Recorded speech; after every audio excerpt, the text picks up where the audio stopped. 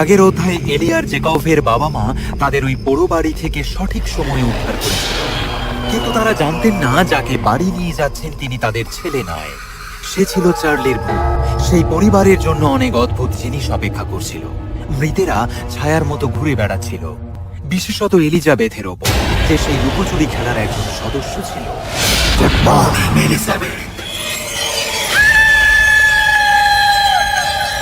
মনে আছে আমাকে? আমি হলাম এলিজাবেথ।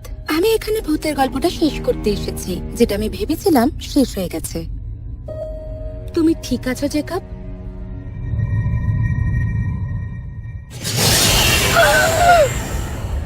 এলিজাবেথ! এলিজাবেথ,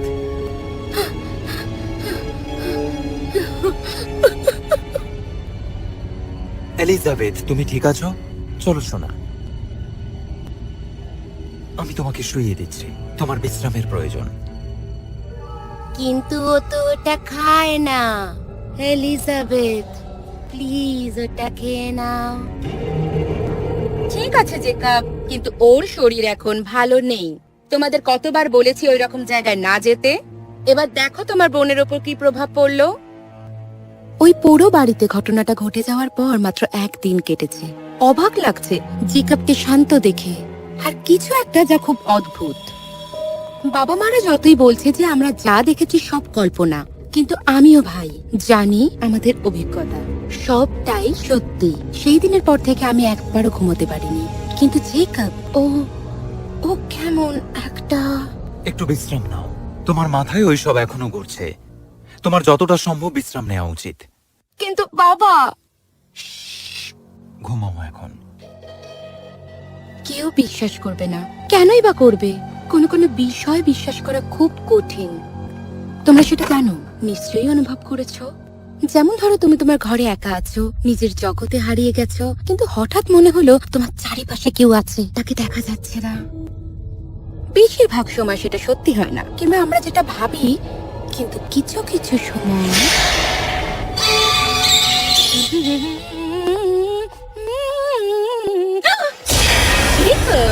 তুমি কি করছো এখানে? এগুলো নিয়ে দাও আমাকে। Jacob, strange.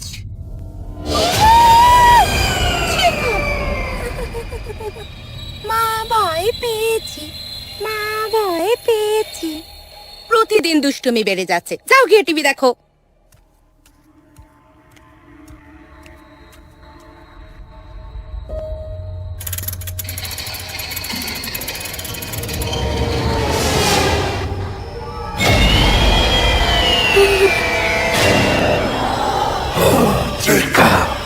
দেখো কে এসেছে, তোমার বন্ধু চার্লি। বাড়ি কি যেতে চাও? তোমার বোনকে দেখতে চাও? প্লিজ, তাহলে চলো গিয়ে লুকোচুরি খেলি। জেকব! ভাইকে দেখলাম, ওকে ভীত আর অসহায় লাগছে। একে সেই রকম জেকব লাগছে যাকে আমি চিনি।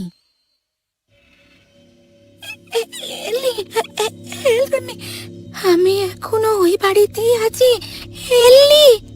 জেকব, আমাকে বাঁচাও এলি, বাঁচাও আমাকে। জেকব! এলিজাবেথ, তুমি ঘুমাচ্ছ না কেন? এলিজাবেথ! মা! বাবা! কি হয়েছে বাবা? আমি জেকবকে দেখানোর জন্য আঙুল তুললাম, কিন্তু সেখানে সে নেই। আমি অবাক হলাম। আমি ওদেরকে বললাম আমি দেখেছি। মনে হয় ওকে ডাক্তারের কাছে নিয়ে যাওয়া উচিত। ও খুব বিভ্রান্ত হয়ে রয়েছে।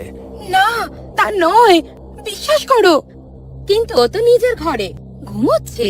এসো নিজেই দেখো। দেখো, ও ঘুমোচ্ছে। কিন্তু কোনো কিন্তু না, তোমারও ঘুমানো দরকার। আর হঠাৎই আমার বাবা চুপ করে গেল। বাবা? হ্যাঁ হ্যাঁ। বাবা দরজা বন্ধ করলো, আর কোনো কথা না বলে আমার আর আমার মায়ের হাত ধরে আমাদের বাড়ি থেকে বাইরে নিয়ে গেল। তুমি কি করছো? এলিজাবেথ, তুমি বলো তো ঠিক কি দেখেছিলে?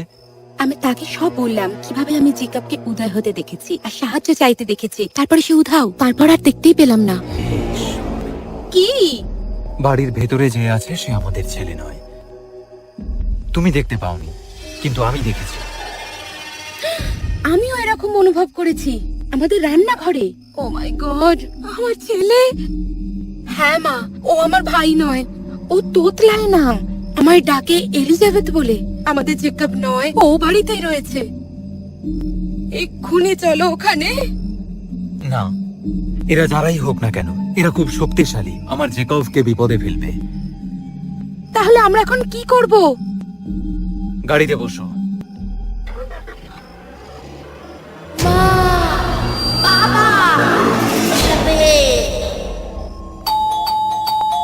এখন আবার কে আসলো? আসছে, বলুন। মিস্টার মার্শাল, আমরা 4th অ্যাভিনিউতে থাকি। মিস্টার এন্ড মিসেস স্মিথ, শুনলাম আপনি ভূত নিয়ে চর্চা করেন, তাই না? হ্যাঁ হ্যাঁ, কিভাবে সাহায্য করতে পারি বলুন? বাবা ওনাকে সব বললেন আর উনি সবটা শুনলেন। হে ঈশ্বর, তার মানে ওই নোংরা কাঠি ভূতটা ফিরে এসেছে। মিস্টার মার্শাল আমাদের সবটা বললেন কিভাবে এই খ্যাংরাকাঠি ভূত আমাদের এই শহরের লোকজনকে জ্বালাচ্ছে। 20 বছর আগে যখন এক পরিবার তাদের ছেলে চার্লিকে হারায়, আমি কিছু ক্রিয়াকর্ম করেছিলাম আর ভেবেছিলাম সে চলে গেছে। আমি ভুল ভেবেছিলাম।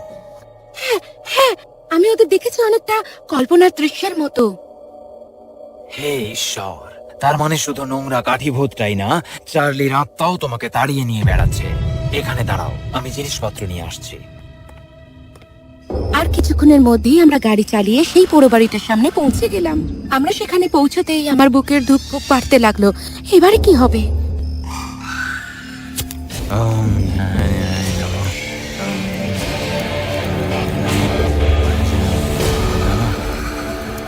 মা, বাবা, এলিজাবেথ, আমাকে বাঁচাও। জেকব, শোনা বাবা।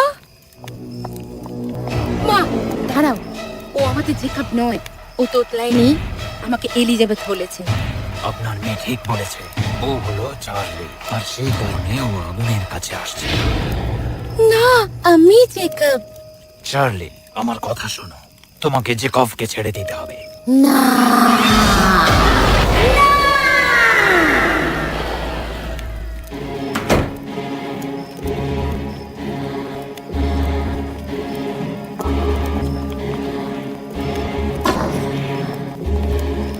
In the name of God, in the name of God. সবাই সবার হাত ধরুন।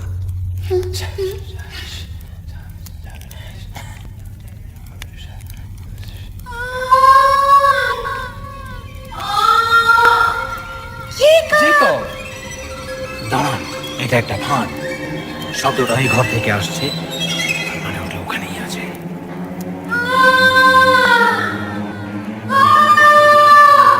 ছাড়ো, আমি ভিতরে যাচ্ছি। এলিজাবেথ, না।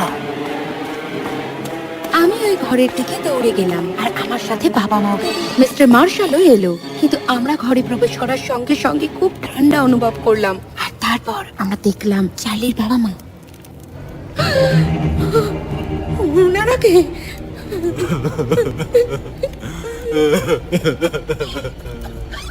তোমরা কে? আর কি হয়েছে? আমরা চার্লির দীর্ঘদিনের মৃত মা বাবা। চার্লি তার পূর্ব ও পরের জীবনে আটকে পড়েছে। কাঠির মতো ভূতটা তাকে যেতে দেবে না। সাহায্য করুন আমাদের ছেলেকে। ওই কাঠির মতো ভূতটাকে সরাতে পারলে চার্লি তবেই মুক্তি পাবে। বলুন কি করতে হবে? আমরা খ্যাংরাকাঠি ভূতের দুর্বলতার কথা জানি। সেটা হলো ওর প্রতিবিম্ব। ও নিজেকে দেখে ভয় পায়। আর আমাদের ছেলের কি হবে? সে কোথায় আছে? ওই ঘরে, তাড়াতাড়ি, অনেক দেরি হয়ে যাওয়ার আগে।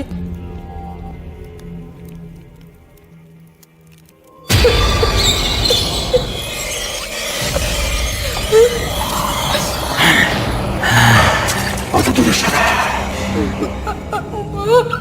বাবা, জেকব,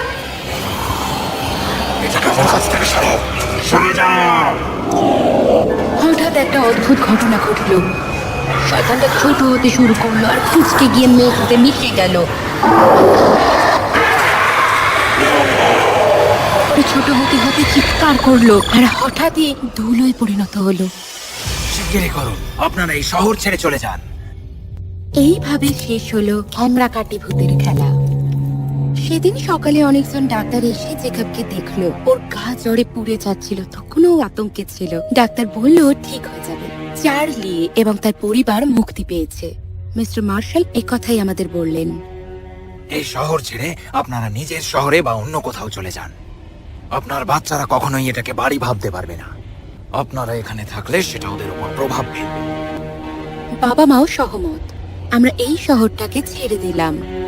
আমরা এখন নিরাপদ বোধ করছি। যদিও সেই সব স্মৃতি আমাদের কাছে ফিরে আসে, কিন্তু একটা জিনিস আমরা আর করি না, আমরা আর লুকোচুরি খেলি না।